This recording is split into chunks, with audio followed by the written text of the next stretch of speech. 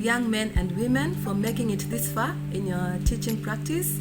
I just want to share from my heart and from my experience as a teacher and a teaching practice teacher mentor in my station. So today I want to start by reading a scripture, Ecclesiastes chapter 9 verse 10. It says, "Work hard at whatever you do, because there will be no action, no thoughts, no knowledge, no wisdom in the world of the dead, and that is where you're going." So I want to talk about virtues. What are the virtues that will make an excellent professional teacher? The first one is professionalism. There's no employer that wants to micromanage an employee.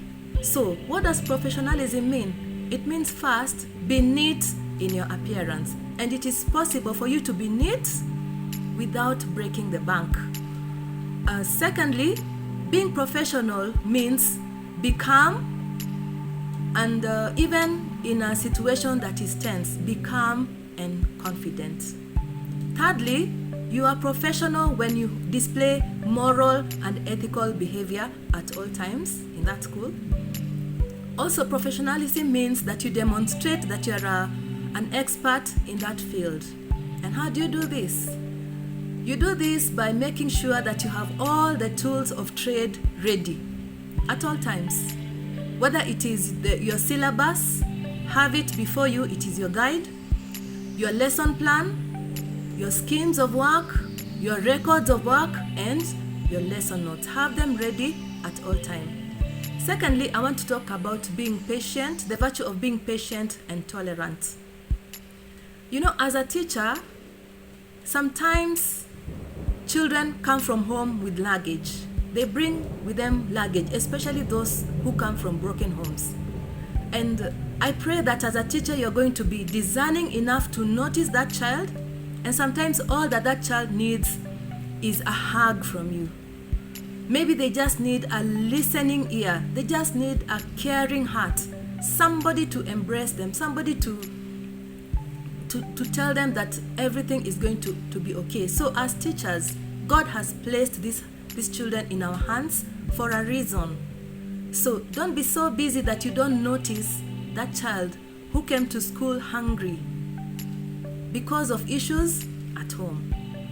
Thirdly is the virtue of mentoring. As a teacher, you are a very powerful mentor. I remember in my life, I used to look at my Kiswahili teacher and admire her, inside and outside class.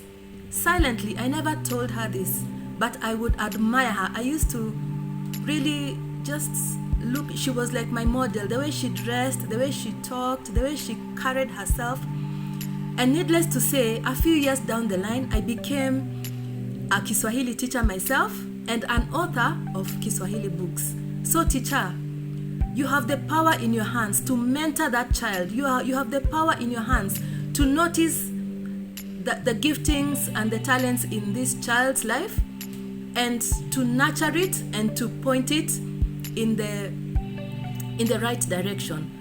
So life is not all about academics. Even the weakest child in your class has the potential to do something really, really, really good in a particular area. So let us be teachers who notice and who mentor these children, even the troublesome child in that class.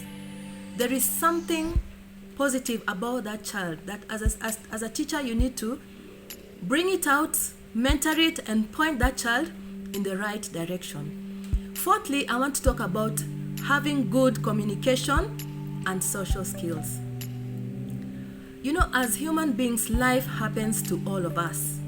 Sometimes you wake up, you want to go to work, but somehow your child falls ill, or you start to feel unwell and you're not able to go to work. Please communicate at the earliest opportunity. Sometimes it is in that classroom. In that classroom that you're co-teaching, there is a class teacher, isn't it?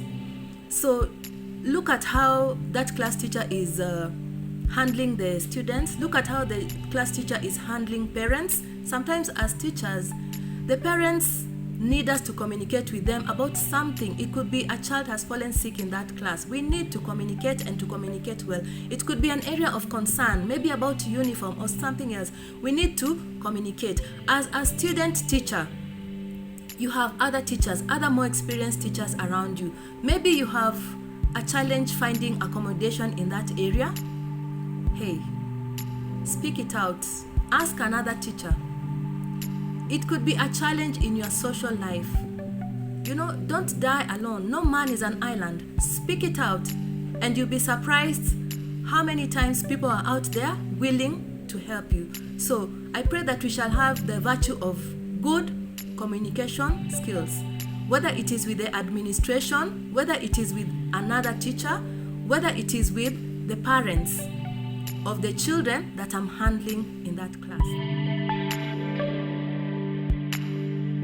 To share that your teaching practice is important, because whatever you score is going to be added up to whatever you have done in theory at college, and so whatever you score in your teaching practice is going to contribute to your final grade. Secondly, your teaching practice could be the interview that you do before you get hired. And many employers do this quietly. They don't tell you. They observe you. They look at your grades, they consult with your teachers after your teaching practice, and they decide and hire the best teacher out of the student teachers. So I just want to pray that you work, do your very best. Even though you're on teaching practice, you might not be paid at that point, but do your very best. Work with a good attitude and give it your best. So don't forget, look out for my upcoming videos and book to help you as a student teacher. Don't forget to like, share, and subscribe. God bless you.